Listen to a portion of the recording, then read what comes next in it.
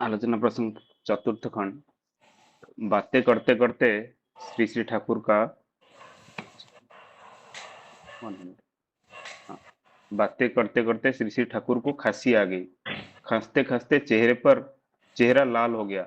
दम घुटने जैसी अवस्था हो गई। दौड़ते हुए प्यारीदा आए और उन्होंने सिकदानी पकड़ लिया। उपस्थित लोगों की तरफ देखकर झुंझुलाते हुए बोले, आप लोग यहाँ से हट जाए। आप लोग निकट में रहोगे तो ठाकुर को करने की इच्छा होगी ही। सभी दूर हट गए। खांसी बंद होने के बाद ठाकुर अपने को थोड़ा संभालते हुए बोले, उन लोगों को तुमने इस ढंग से हटा दिया, इससे उनके दिल में चोट तो नहीं पहुंची।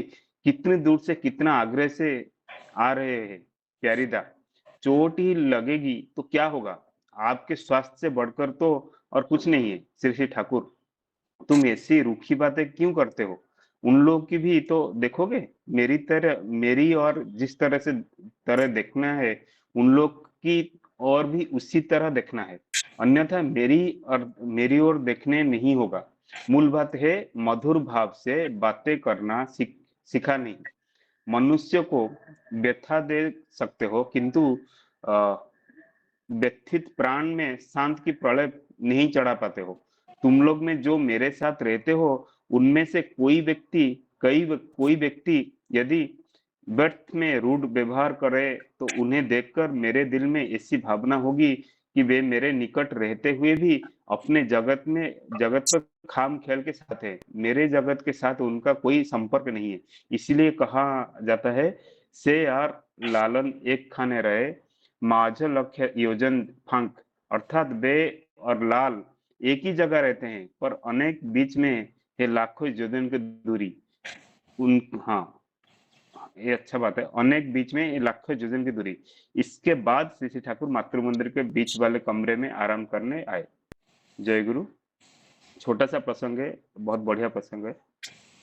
शशि भाई, अब जाइए, आगे लेके जाइए।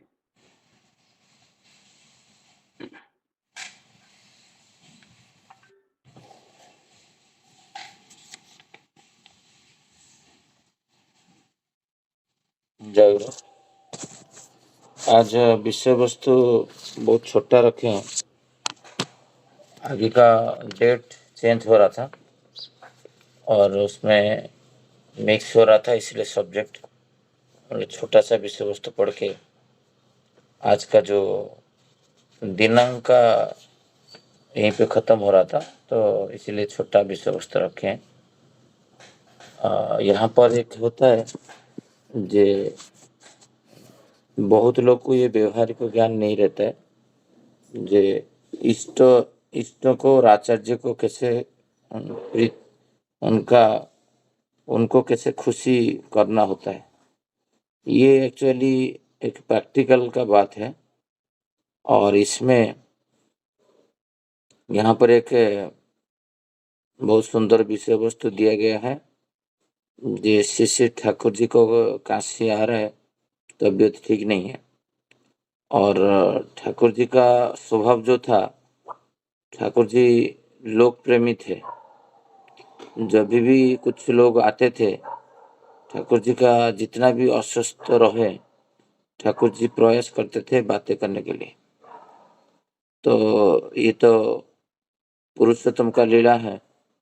तो उसमें इधर जो एक व्याख्या किया गया है, जो कुछ लोग को श्री श्री ठाकुर जी जो प्यारी नंदिदा थे, ठाकुर जी के पास अंग सेवक थे प्यारी नंदिदा।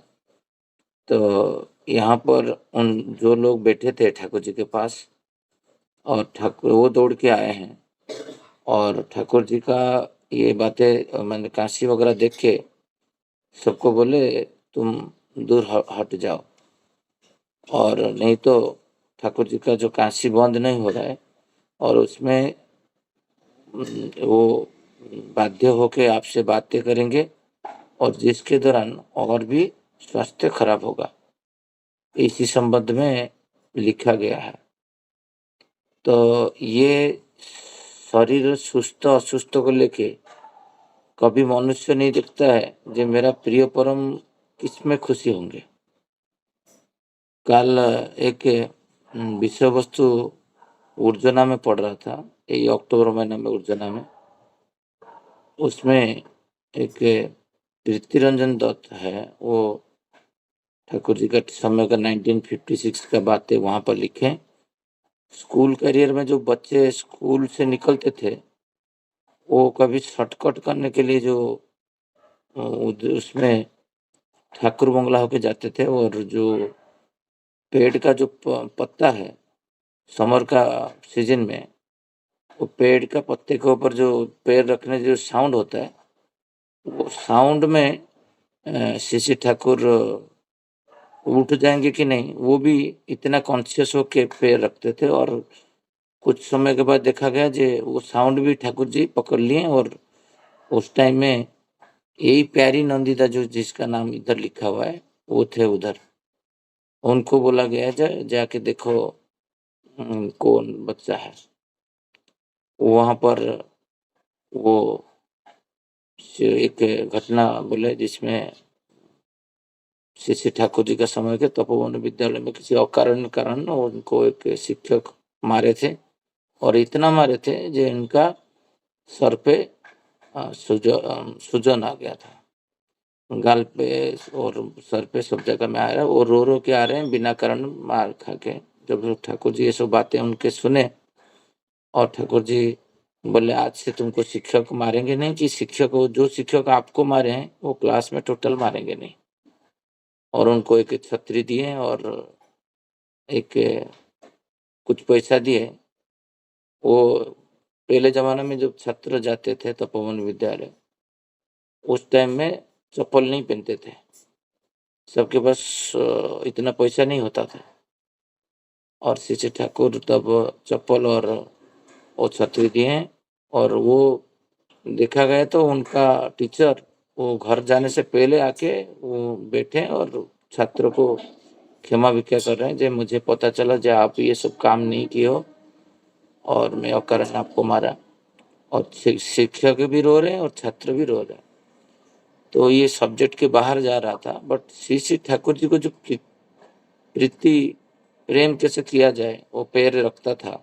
जे दोपहर का समय है और जे श्री ठाकुर जी के निद्रा भंग तो नहीं हो जाए, वही प्यारी नंदिता बहुत थोड़ा अग्रेसिव होके बोले हैं। तो श्री ठाकुर जी बोले जे लोगों को जो मुझे जैसे तुम व्यवहार करते हो, प्यार करते हो, हर व्यक्ति को उसी टाइप का व्यवहार और प्यार करना चाहिए। आप इसको हटाने से पहले कभी सोचे हो वो कितना दुखित होंगे। ये बातें श्री ठाकुर बोलते, तुम ऐसी रूखी बातें क्यों करते हो। कभी कभी क्या होता है, जब वो भक्त होता है, भक्त होता वो देखता नहीं है मेरा व्यवहार कैसे है। वो भक्त क्या करता है ना, भगवान को ईश्वर जब उनको साधना के स्तर में जानता है, ये ईश्वर है, ये सदगुरु है, ये मेरा गुरु है, उनका खुशी उनको प्रोटेक्ट करने के लिए कभी कभी भक्त भी उनका व्यवहारिक ज्ञान जो है वो थोड़ा रूढ़ हो जाता है, रुखी हो जाता है, और चिल्लाने लगता है, तुमको क्या पता नहीं, उनका देह तबीयत खराब है, क्यों ऐसे कर रहे हो, वो कर रहे हो, तो वो हो जाता है। बट ये संयमता दोनों, उनको रक्षा करना, उनको खुशी करना, और इधर मिष्टभाषी होना कभी कभी नहीं हो पाता है जनरली। वो जितना बड़ा भी साधक हो उसके आगे, वो जैसे एक बार श्री ठाकुर जाते थे और वो वहाँ पर एक रास्ता के ऊपर एक कोबरा है, और सबको पता है रास्ता में, और बट कुछ भक्त चाहते थे जो ठाकुर जी को टेस्ट करने के लिए, जे ठाकुर जी स्वयं पुरुष है तो फिर इनसे भी वो तो कालिय दलन किए थे, तो ये भी यहाँ से कैसे मुक्त होते हैं वो वेट कर रहे हैं। और उसी रास्ता में पीछे पीछे शिशि बड़दा आ रहे थे, और वो दूर से दिख रहे हैं इतना भीड़ है, क्या हो रहा है। तो श्री ठाकुर जी के पास वो जो आसपास हो गए सर्प के निकट, और शिशिर बड़दा वहां से दौड़ के आके उसको एक हाथ में पकड़ के उसको फेंक दिया। वही होता है भक्त का लक्षण, जो ईश्वर को और सदगुरु को कैसे भी बहुत सारा विपत्ति से आपद से रक्षा करे, कि ना कि टेस्ट करे। जे श्री ठाकुर जी जब इधर बोल रहे हैं जे उन लोग की भी तो देखोगे मेरी और जिस तरह देखना है उन लोग को भी उसी तरह देखना है, अन्यथा मेरी ओर देखना नहीं होगा। मूल बात है मधुर मधुर मधुर से बातें करना सीखा नहीं। मनुष्य को व्यथा दे सकते हो, किंतु व्यथित प्राण में शांति का प्रलेप नहीं चढ़ा पाते हो। तुम लोग में जो मेरे साथ रहते हैं उनमें से कोई व्यक्ति यदि व्यर्थ में रूढ़ व्यवहार करे तो उन्हें देखकर मेरे दिल में ऐसी भावना होगी कि मेरे निकट रहते हुए भी अपने जगत वो खामख्याल के साथ है, मेरे जगत के साथ उनका कोई संपर्क नहीं है। तो श्री ठाकुर दुखित भरा कंठ में बोल रहे हैं जे आप किसी का व्यथा तो निराकरण नहीं कर सकते हो, बट किसी को व्यथित मत करो, उसको किसी को दुख मत दो, क्योंकि आप इतना दिन मेरे साथ रह के आपका ये व्यवहार में ये परिवर्तन नहीं आया तो फिर कुछ नहीं होगा। देखे होंगे देवघर आश्रम में जो पूजनीय अभिनदा और आचार्य देव के पास रहते हैं, उनमें कुछ कुछ यंग मास को मैं देखा हूँ। वो वहां पर पहुंचने के बाद जब उनको एक दायित्व में दिया जाता है प्रोटेक्शन में, वो लोग कुछ नहीं देखते हैं, कोई बुजुर्ग है कि कोई 60-70 साल से उनको पांजा मिला है, वो ठाकुर जी को भी देखे हैं, बड़दा को देखे हैं, बहुत सारा काम सत्संग का किए हैं, वो उनका पिता तुल्य है, वो कुछ नहीं देखते हैं। वही जो व्यवहार का ज्ञान हट जाता है आधा घंटा के लिए 10 मिनट के लिए, उसमें आचार्य देव दुखित होते हैं। वो तो ऐसे व्यवहार नहीं करते, वो ऐसे व्यवहार करते हैं जैसे वो खुद ईश्वर है। भुवनेश्वर मंदिर में वही अवस्था है। हर जगह में जब आचार्य फैमिली आते हैं, ठाकुर फैमिली आते हैं, तो तब जो रक्षक रहता है उनका व्यवहार भी सही नहीं रहता है। मेरा एक दोस्त है, वो पूजनीय सिपाही आए थे दादर में दीक्षा पत्र कार्यक्रम में, तब वो व्यक्ति गुटखा खा के पीछे खड़ा है, मंच के ऊपर वो गुटखा खा रहा है। तो 1000 लोग जो आ रहे हैं, ठाकुर जी बोल रहे हैं तुम्हारा जो व्यवहार है, चाली चलन है, वो कंपेयर कर लेंगे जो सालों से ये ठाकुर जी की फैमिली के साथ रहने के बावजूद और 2 हाथ खड़े होने के बावजूद उसके ऊपर यही तो है चाली हो रहा है। मैं उनको पकड़ने से क्या हो जाएगा। कभी कभी देखा जाए मान लिया कि गंजी पहन के अंदर का बैनियन पहन के वो आ जाता है, उसके ऊपर कोई पायजामा वगैरह, उसके ऊपर कोई पंजाबी वगैरह वो कुछ पहनता नहीं, ना टी शर्ट है ना कुछ है, क्योंकि वो फॉलो करता है आचार्य फैमिली को। तो उनका घर है, वो 24/7 रहते हैं और वो ऐसे रहते हैं, और तुम्हारे घर पे तुम जैसे रहते हो। और उनका सारे जब देखता हूँ ये सब चीज, मुझे भी बहुत कष्ट होता है। ठाकुर जी वही बातें बोल रहे हैं जे तुम ऐसे भगा देना तुम्हारा सही नहीं है था, बट ये जनरली होता नहीं है, क्योंकि भगवान को जो वो प्यार करता है वो आगे कुछ नहीं देखता है, मेरा व्यवहार कितना रूढ़ हो रहा है जो भी है, बट श्री ठाकुर एक्सपेक्ट कर रहे हैं नहीं होना चाहिए। और ये श्री ठाकुर जी उसमें प्रीति होते हैं। वो लोग को भगा देने से, हाँ ठीक, ठाकुर जी असुस्थ थे, एक कभी कभी बोलते हैं मैं अकेला रहना चाहता हूँ। ये शब्द उच्चारण करने में भी बहुत सारे लोग उठ जाते थे, बट 1-2 लोग बैठे रहते थे। सुनते नहीं थे ठाकुर जी का बातें को, नहीं मुझे ठाकुर जी के साथ बातें करना है। बट ठाकुर जी को कभी असुस्थ फील हो रहा है, जब ठाकुर जी बोलते थे तब लोग नहीं जाते थे। इतना मशगूल रहते थे कुछ ऑर्गेनाइजेशन काम में। जब ठाकुर जी बोलते थे चलो हम पद्मा नदी तीरे में, जो नदी के किनारे में जाके बातें करें, तब भी लोग नहीं जा पाते थे, क्योंकि ये जो भवमाया संसार है उसके अंदर उनको हर क्षण प्रीति देना, प्रेम करना, जितना हम लोग ट्यून रहेंगे उतना हम लोग कर पाएंगे। अभी बहुत सारा लोग अभिमान वशत बहुत सारा जगह में काम नहीं करते हैं ईश्वर का।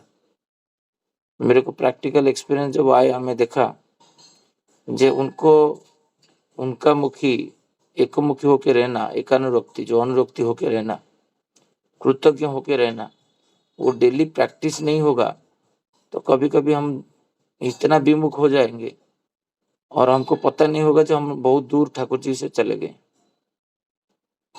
इतना दूर चले गए होंगे जो एक संगीतज्ञ होके भी कोई दूसरा दूसरा लोग उसको बुला रहे आके थोड़ा गाना गा लो, वो गाना नहीं गा पाता है, क्योंकि वहां का उनको कहीं ना कहीं चोट पहुंचा है।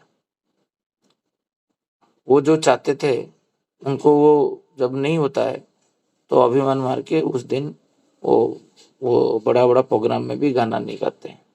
बड़ा बड़ा प्रोग्राम में भी किसी का भंडार का एक्सपर्टाइज है वो नहीं कर पाता है, फ्लावर का डेकोरेशन है वो नहीं कर पाता है। ईश्वर को खुश करने के लिए हमारा अंदर जो चैतन्य प्रवृत्ति है उसको मिटाना पड़ेगा, और वो कैसे होगा ना, उसी का निराकरण है उनका नाम। दिन रात उनका नाम करना है।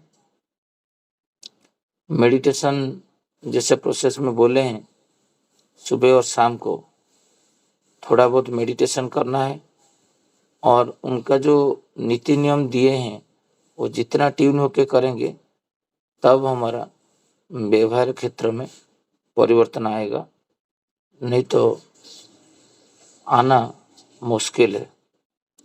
श्री ठाकुर इधर बोले जे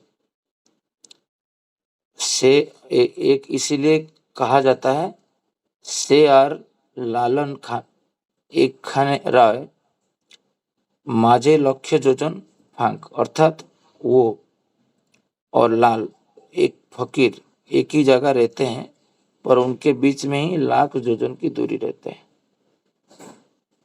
वही जब हम लोग बैठते हैं ईश्वर के पास में, हम लोग सोच रहे हैं कि हम लोग आचार्य देव के पास बैठे हैं कि ईश्वर के पास बैठे हैं, बट वो हमसे लाखों जोजन दूर में है, हम लोग अभी सोचे नहीं।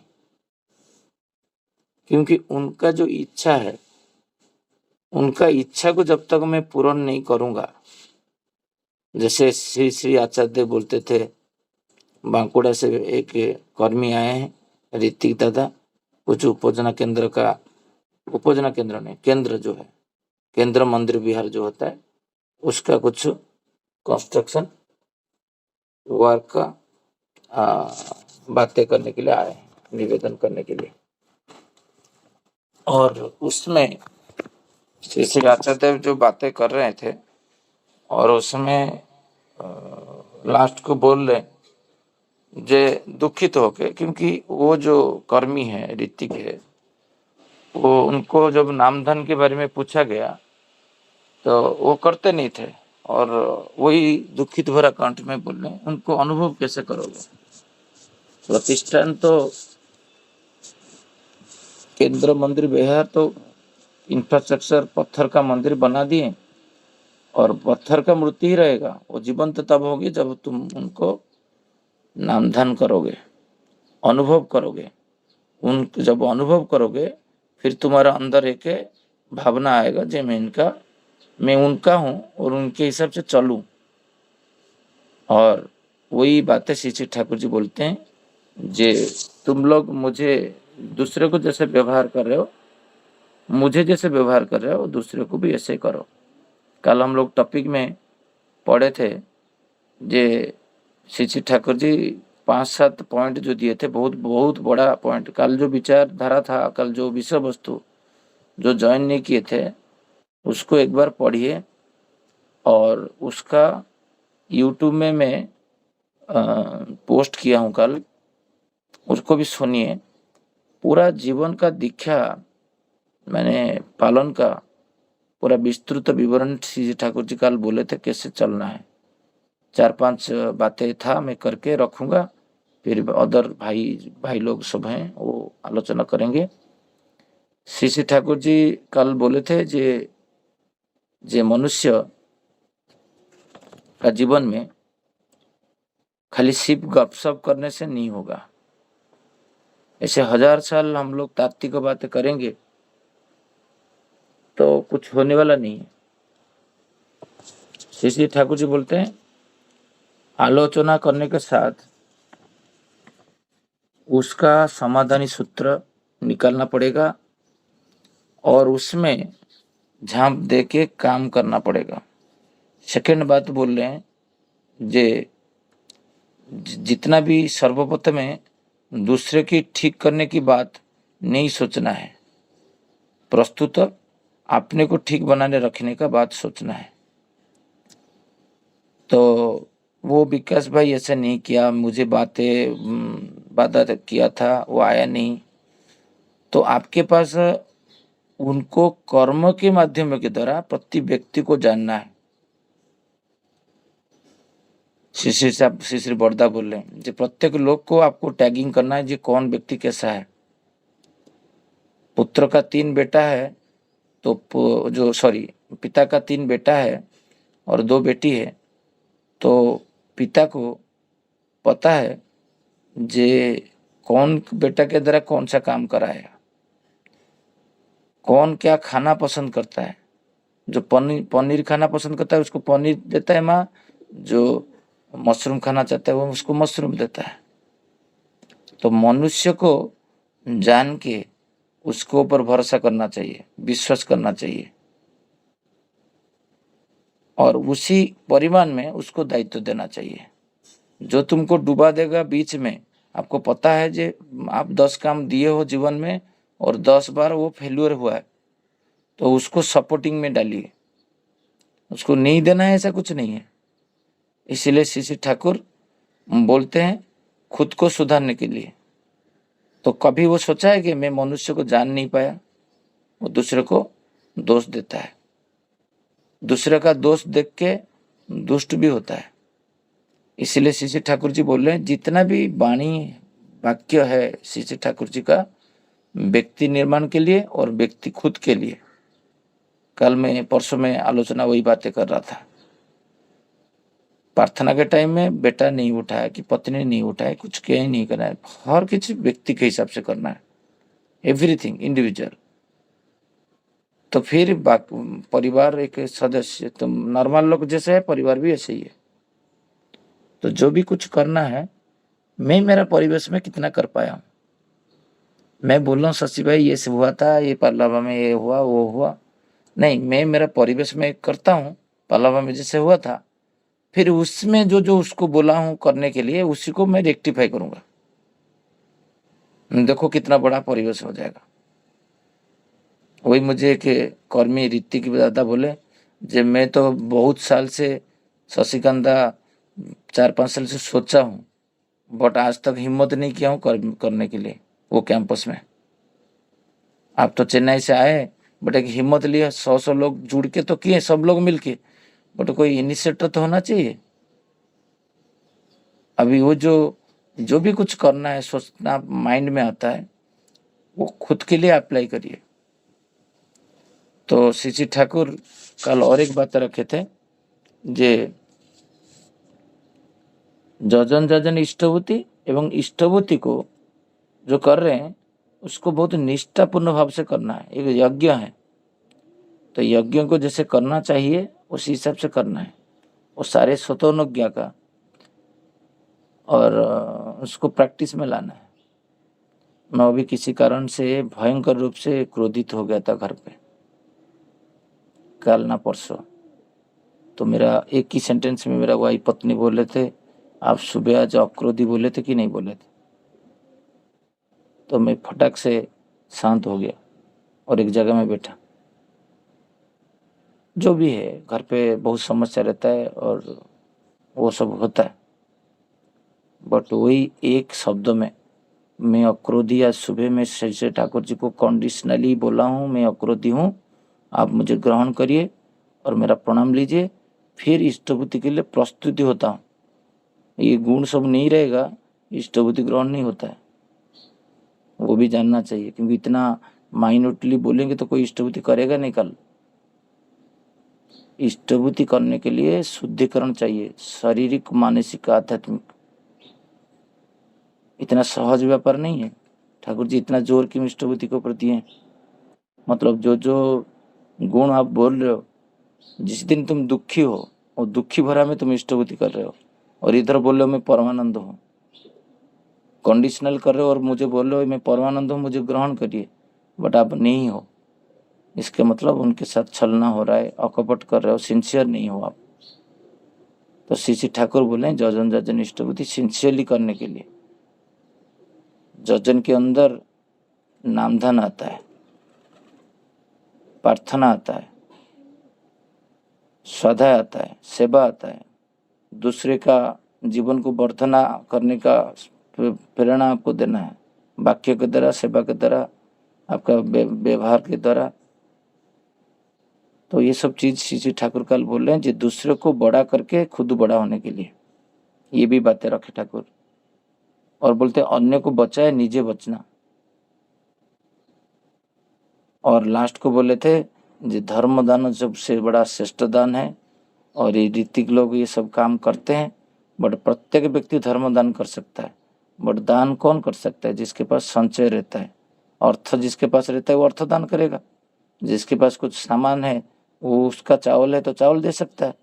जिसके पास धर्म नहीं है, जिसको धर्म पालन नहीं करता है, जिसके पास धर्म आचरण नहीं है, वो धर्म दान कैसे करेगा? ठाकुर जी ऐसे वाक्य रखे हैं, उनको सबको बोलना है ऐसे। ये जाजन जो नहीं करता है वो जाजन करेगा कैसे? आपके हाथ में पैसा रहेगा तो आप किसी को दे सकते हो। आपके पास कुछ भी पैसा नहीं, आप किसी को सहायता कर ही नहीं सकते हो। जैसा है ऐसे आप धर्म आचरण नहीं करते तो किसी को धर्म दान नहीं कर सकते हो। ये दान का बात हो रहा है, जाजन में धर्म दान। तो जो धनवान है वही दान कर सकता है, जो विद्यावान है वो विद्या दान कर सकता है, जो ज्ञानवान है वो ज्ञान दे सकता है, जो शक्तिवान है वो दूसरे को रक्षा कर सकता है, जो धर्मवान है वो धर्म दान कर सकता है। तो हमको धार्मिक बनने के लिए श्री ठाकुर बोल रहे हैं। तो धार्मिक बनने के लिए तो हमारा दिनचर्या, व्यवहार, कर्मठ होना है, ऑफिस में से लेके व्यक्तिगत जीवन से लेके पारिवारिक जीवन से लेके सामाजिक जीवन, और उसके ऊर्ध्व में राष्ट्रीय जीवन, सब क्षेत्र में हमको श्री ठाकुर जी का जो अनुशासनवाद है उसको मान के चलना पड़ेगा। वो मानने से वो प्रीत होंगे और धीरे धीरे हमारा व्यवहारिक ज्ञान जो है वो डेवलप होगा। मनोरंजन भाई को आलोचना करने के लिए मैं बोलूँगा, थोड़ा सा आलोचना रखिए।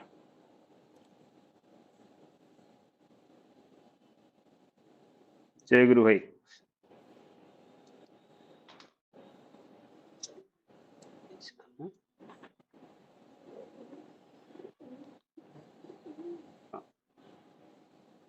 तो आज का जो विषय वस्तु है, शशि भाई ने बहुत विस्तृत रूप से आलोचना की है। फिर भी मुझे जो बात समझ में आ रहा है, पहले से क्या होता है ना, श्री श्री ठाकुर के पास जो लोग बैठे हैं, तो मैं रिसेंटली, जैसे शशि भाई बोल रहे थे ना, रिसेंटली सिपाही दे पूजनीय सिपाही दे आए थे दादर मंदिर पे। तो 8 साढ़े 8 बजे तो सब लोग जाके वहां पे खड़े, मतलब जो बीच वाला सेकेंड फ्लोर ना थर्ड फ्लोर में वो बैठे हैं, जाके सब लोग वहां पे खड़े हैं। तो सब अपना अपना क्वेश्चन, अपना अपना जो निवेदन कर रहे हैं। तो मतलब ऐसा टाइम हुआ जब जाने के उठ रहे, तभी कोई लेडी आए, वो भी अपना फिर निवेदन किए। तो जब निवेदन किए तो वो खुद बोले, मतलब इतना व्यक्तिगत हो गए, खुद बोले, मैं सुबह 5 बजे से उठा हूँ मतलब कोई भी ध्यान नहीं दे रहा है ना, उनका तबीयत कैसा है? वो तो एक सो शरीर में है, वो जैसे परमात्मा हो, भगवान हो, जब सो शरीर में आते हैं ना, उनको भी पीड़ा होता है, उनको भी ये होता है, राइट? वो तो बॉडी है, सो शरीर में है। तो हम लोग ना इतना, मतलब ना हम लोग ऐसे ना, कोई ठाकुर जी को पाए है तो सब कुछ पूछ ले, क्या डाउट है, ये है, तो हम लोग ध्यान नहीं देते कि उनको क्या पीड़ा हो रहा है। तो प्यारीदा क्या है, मुंह बसत बोल दिए, तो बोल दिया आप उठ जाओ, बट वही ठाकुर जी है, ठाकुर जी बातें कर रहे हैं, ठाकुर जी को खांसी हो रहा है, प्यारीदा दौड़ के आ रहे हैं पिगदन उठाने के लिए, बट वहां पे जो लोग बैठे होंगे उनको तो मतलब ऐसे सोच भी नहीं आ रहा है कि नहीं, ठाकुर जी को तो पीड़ा हो रहा होगा, ठाकुर जी बैठे, उनका तबीयत कैसा है, ये लोग सोचते नहीं। ऐसे सबके साथ ऐसे होते हैं, मैं बहुत बार देखा हूं ना, मैं गया हूं तो सब कुछ पूछ लूं, मेरा ये है वो है, तो ये सब जो बातें हैं ना, तो इसीलिए क्या है ना, ठाकुर जी को जब बातें करते हैं, ठाकुर जी को खांसी आ रहे, और ठाकुर जी क्या है, सबको प्यार करते हैं। आप उनको जो पीड़ा है, जैसे भगवान आते हैं ना, उनको ये देखते नहीं कि मुझे मेरा शरीर को पीड़ा हो रहा है, ये हो रहा है, तो सबको ये हो रहा है। तो वो जब बोलते हैं ना, तो प्यारीदा भाग्य को बोल दिए, नहीं नहीं आप लोग उठ जाओ, तो ठाकुर जी ये बात को भी खराब लगा, क्योंकि लोग कोई बाहर से आया होगा, अगर ऐसे व्यवहार मिला तो ठाकुर जी इसका फिर उदाहरण दे रहे हैं कि नहीं, ऐसा नहीं करना चाहिए।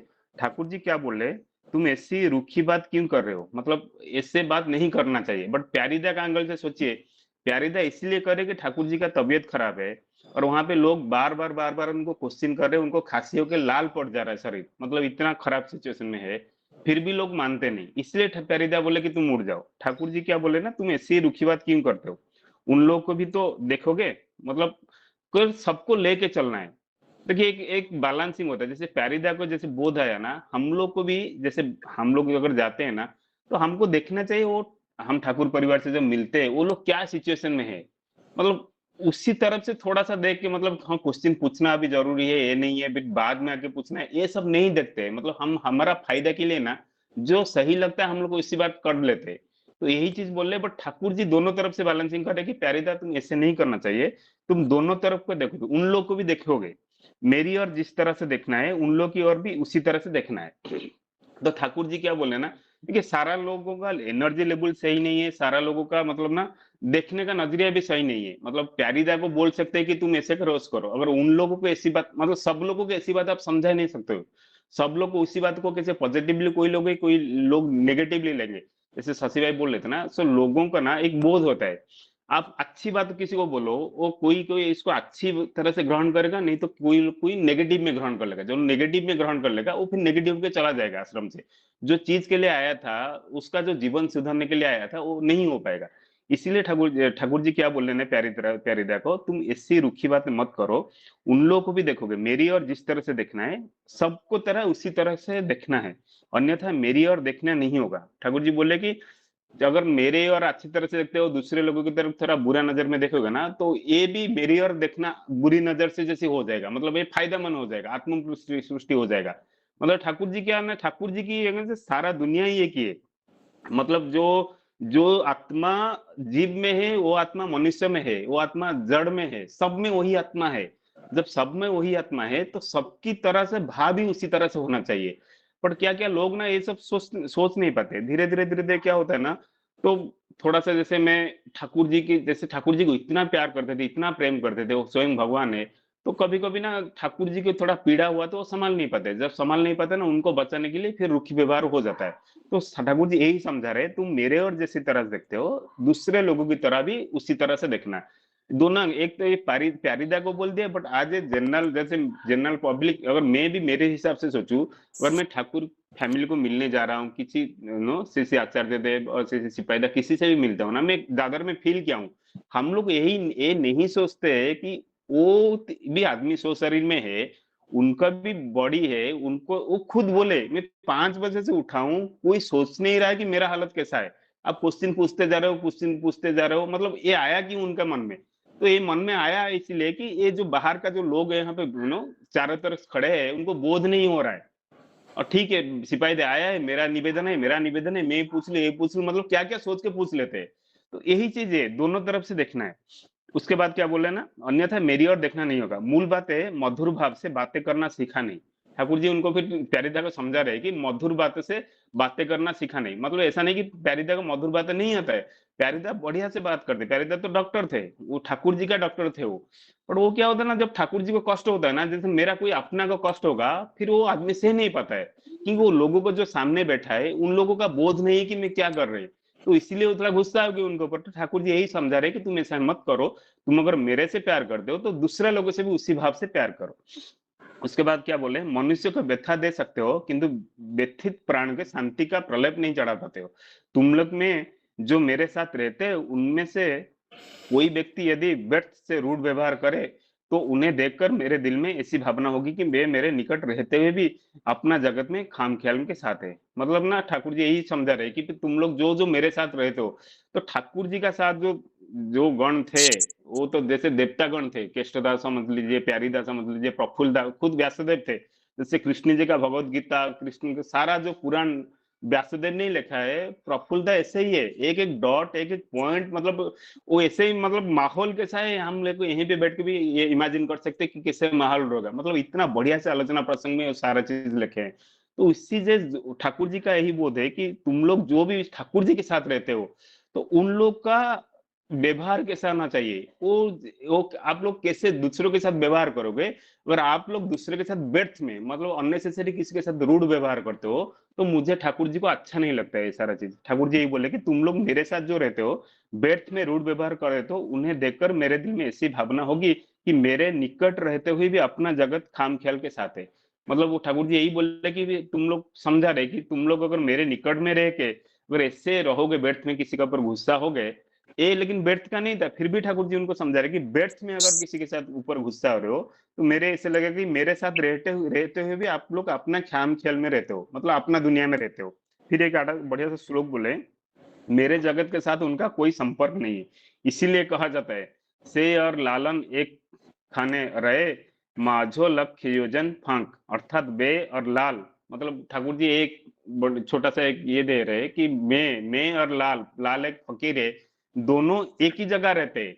जैसे एक ही जगह, एक ही मंदिर में लोग जाते हैं, कोई क्या सोच में रह रहा है, कोई ये सोच में रह रहा है, ठाकुर जी बोले एक ही जगह तो रह रहे, पर दोनों का अंदर में लाखों योजन की दूरी है। लाखों योजन की दूरी है तो है मतलब ना, पूरा दुनिया एक, अगर थोड़ा डीप में जाओगे, सारा दुनिया है एक थॉट्स में ऊपर है। हम जैसे चिंता करते हैं ना, हम वैसे ही मनुष्य है।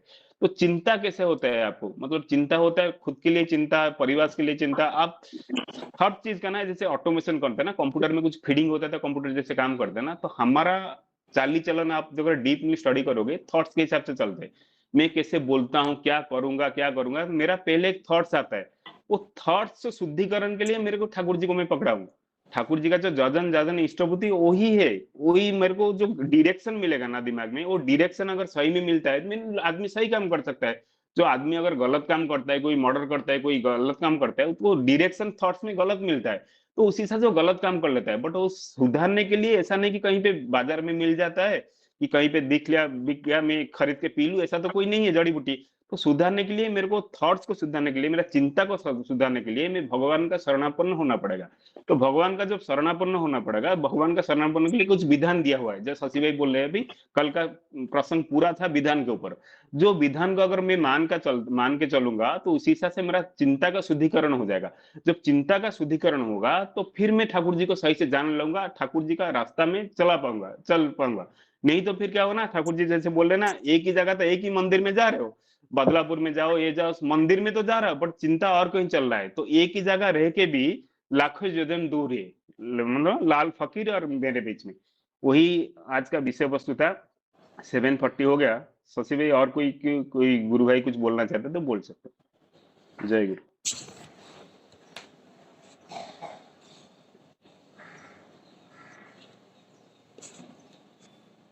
जय गुरु। मनोरंजन भाई बहुत सुंदर भाव से आलोचना रखे आज का विषय वस्तु, और जो विषय वस्तु था उसको बहुत सुंदर भाव से एग्जाम्पल के द्वारा, जो प्रत्यक्ष एग्जाम्पल वो दादर में पूजन्य सिपादा के पास थे, उनका वो अनुभूति अभी बता रहे थे।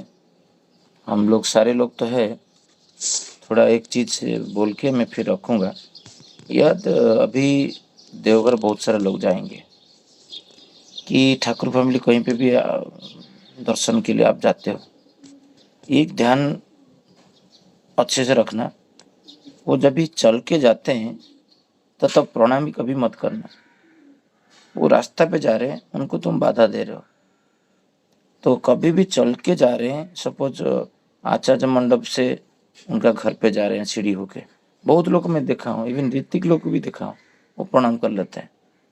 वो आचार्य देव कितना बार बोल चुके हैं, उनका मुंह से सुना हूँ, फिर सुनने के बावजूद फिर हम लोग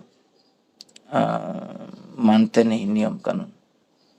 तो जब भी ये कि धर्म अपराध है, उसमें प्रारब्ध और खराब होगा। ईश्वर को तुम रोक रहे हो चलने में। जहाँ पर जो जो भी कुछ कर रहा है वहाँ पर जाके तुम प्रणाम कर दोगे।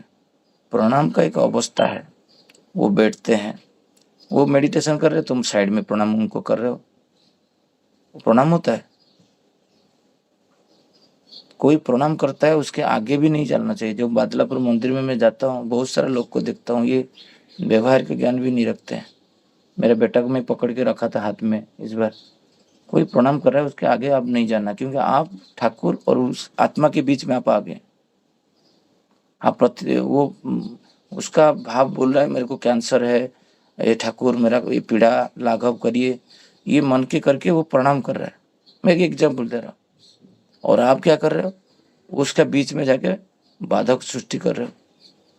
वो जीवन तो हम लोग सोच नहीं रहे, वो तो पत्थर का मूर्ति है। सपोज आचार्य देव बैठे हैं और कोई प्रणाम कर रहा है, एक एग्जाम्पल तो लाइव एग्जाम्पल आपको समझ में आएगा।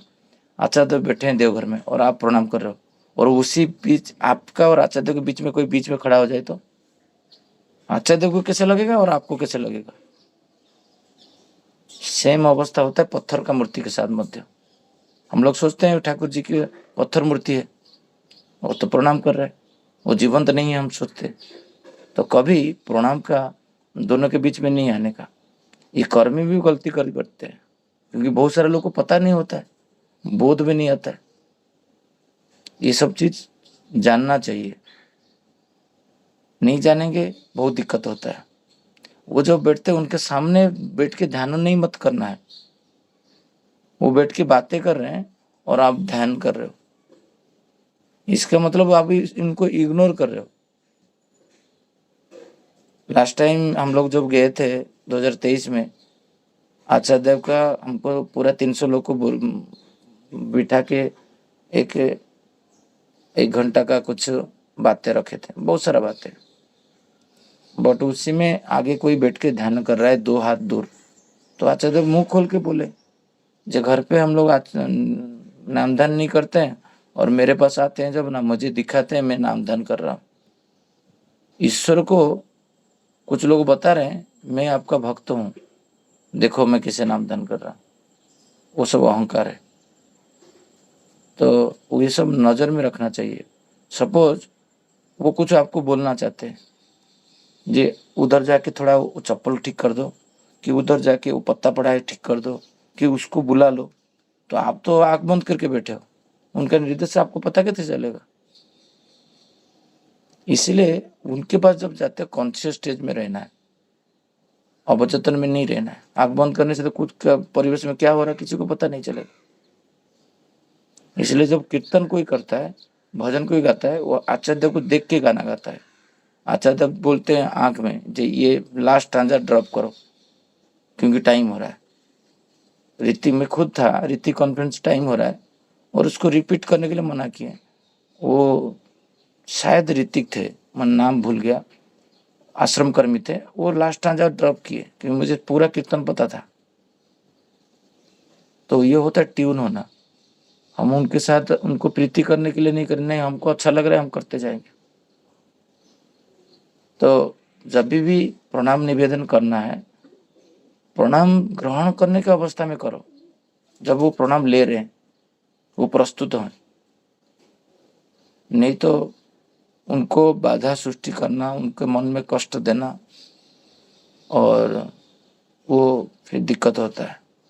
मेरे को जितना याद है, हम लोग जब बैचलर में भुवनेश्वर मंदिर में रहते थे, और वर्तमान आचार्य पूज्यपद दादा उनका पिताजी, वो दोनों रहते थे एक साथ।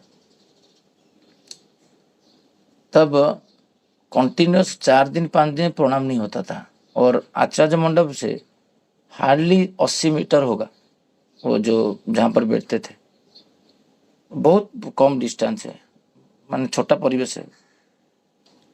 वो उतना कम परिवेश डिस्टेंस में मैं और सुभाष दा अभी जो हॉर्टिकल्चरलिस्ट है देवघर आश्रम में जो पूरा ये कर रहे हैं, वाटर हार्वेस्ट माने पार्किंग वगैरह से पानी वगैरह व्यवस्थित करते हैं स्टोरेज के लिए, एक बड़ा प्रोजेक्ट वहाँ पर है। तो रेन वाटर हार्वेस्टिंग वगैरह सब वो दायित्व में आचार्य देव उनको दिए।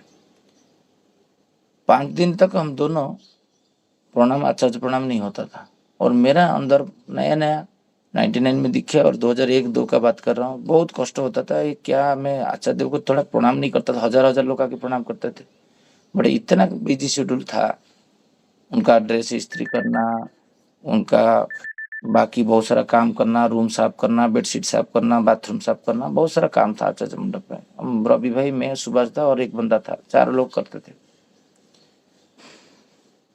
तो सुभाष दा वही बोलते थे, जो वो अंतर्जामी है तब तुमको फीलिंग होगा, जब तुम प्रणाम करोगे वो प्रणाम ग्रहण करेंगे। यहीं पे करो वो ग्रहण करते हैं। उनका कर्म विच्युत करते वो भी जानते हैं, जब मैं कर्म छोड़ के आया कोई प्रीति नहीं मिलेगा, कोई संतुष्टि उनको नहीं मिलेगा।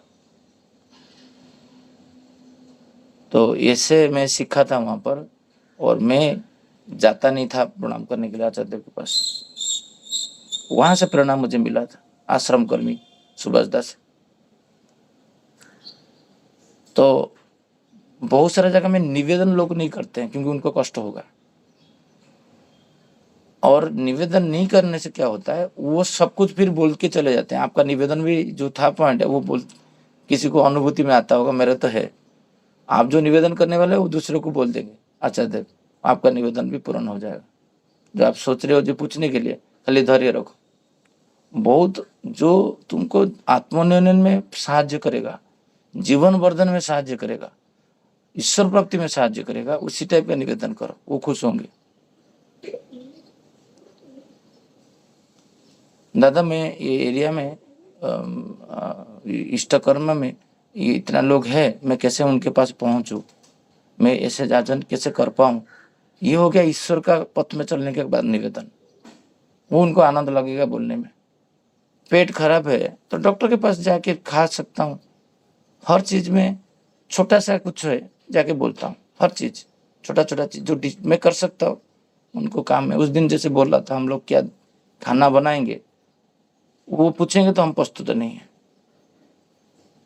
हम क्या खाना उत्सव में बनाएंगे, सिडको उत्सव में, वो भी प्रस्तुत नहीं लेते हैं। मतलब हम लोग पूरा ईश्वर को हमारा काम में लगाते हैं। हम लोग कपड़ा कैसे साफ करेंगे, हम लोग बाथरूम कैसे जाएंगे, हम कौन सा खाना खाएंगे वो डिसाइड करेंगे। मतलब हम लोग इतना हैंडीकैप्ड है, सब में उनका बुद्धि चाहिए। हाँ, ये क्या कपटता नहीं है। एक एंगल से हम लोग सोचते हैं हम लोग ईश्वर विश्वास है, ईश्वर के हिसाब से आचार्य के हिसाब से आशीर्वाद, ये आशीर्वाद है। वो जो पूछते हैं तुम क्या करोगे, तुम नहीं बोलते हैं तो तुम प्रस्तुत नहीं हो, तुम करना नहीं चाहते हो। इसका मतलब तुम्हारा घर पे 10,000 लोग को बुलाओगे, क्या खाना खिलाओगे, वो भी प्रस्तुत तुम नहीं हो। आचार्य बोलेंगे तो हम करेंगे।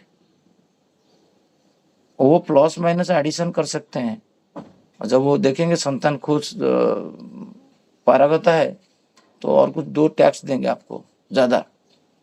बट आप प्रस्तुत नहीं हो तो फिर वो बेसिक देंगे आपको, बेसिक ABCD जो है वही करो, वही होता है हर बार। तो उनको प्रीति तुष्टि करने के लिए श्री ठाकुर जो इधर बोले हैं, हमको ऑलवेज प्रस्तुत रहना पड़ेगा, ऑलवेज। भूल त्रुटि तो होगा उसमें, कोई मैंने आचार्य देव का श्री ठाकुर जी का जो हाथ मैंने जो अंग सेवक थे उनका भी पुत्र पुत्र आजकल पागल होकर रास्ता में भटक रहे, कुछ नहीं बोल सकते तो क्या होगा। तैयारी एक जनरेशन भी नहीं हो पाएगा। सेकंड जनरेशन, थर्ड जनरेशन देखो वो तो ठाकुर जी को पकड़े नहीं है जो ठाकुर जी के पास थे। थर्ड जनरेशन में वो लोग नहीं है अभी। दीक्षा क्या, इष्टभूति क्या, दीक्षा भी नहीं लिए। उसका बहुत सारा केस स्टडीज है। तो उनका जो भी हम लोग कर रहे हैं उनका दया से हो रहा है। तो दया से जब हो रहा है तो हमको उनको कैसे व्यथा नहीं देंगे देवघर जाके, एडजस्ट करेंगे, उसमें पानी लिखा हुआ है थोड़ा कम है, इधर से ड्रेस ज़्यादा लेके जाओ, वही आश्रम में जाके लोग कपड़ा धोते हैं, ये करते हैं। क्यों धोने का क्या जरूरत है? साड़ी भी धो के सुखाते। अरे इतना पानी वेस्ट हो रहा है, वो बोर्ड लगा हुआ है, अभी नोटिस आया है, ये पानी जितना जरूरत है उतना यूज करो। क्या हम लोग एक दिन आश्रम का पानी नहीं बचा सकते? वो भी हम लोग नहीं सीखते हैं। जब नोटिस बोर्ड में आचार्य देव लिखे तो आचार्य देव का इच्छा हम पूर्ण नहीं किए, बट वहां पर जाके अधर्म करके आए, धर्मजन नहीं हुआ। उनका विरुद्ध जाना, उनका इच्छा के विरुद्ध जाना अधर्म है, धार्मिक नहीं है। ठाकुर जी इसलिए बोलते थे तुम धार्मिक बनो, मतलब मेरा इच्छा के अनुसार चलो, आचार्य देव की इच्छा के अनुसार चलो, उनका इच्छा को पूर्ण करना। एक बार नोटिस में देखा तो करूंगा नहीं। तो जितना मैं आश्रम से कम वस्तु यूज करूं, जितना हो सके मैं इनको कष्ट कम दूं। भीड़ हो रहा है, थोड़ा साइड हो जाऊं, नहीं मेरे को पूरा धस्ता होके मैं आनंद बाजार में खाऊंगा, 10 मिनट वेट करूं, नहीं हो पाता है। लोग आश्रम में मैं देखा हूं, भुवनेश्वर मंदिर में रात को 12 बजे तक आचार्य बैठे होंगे तो लोग अन्न ग्रहण नहीं करते थे।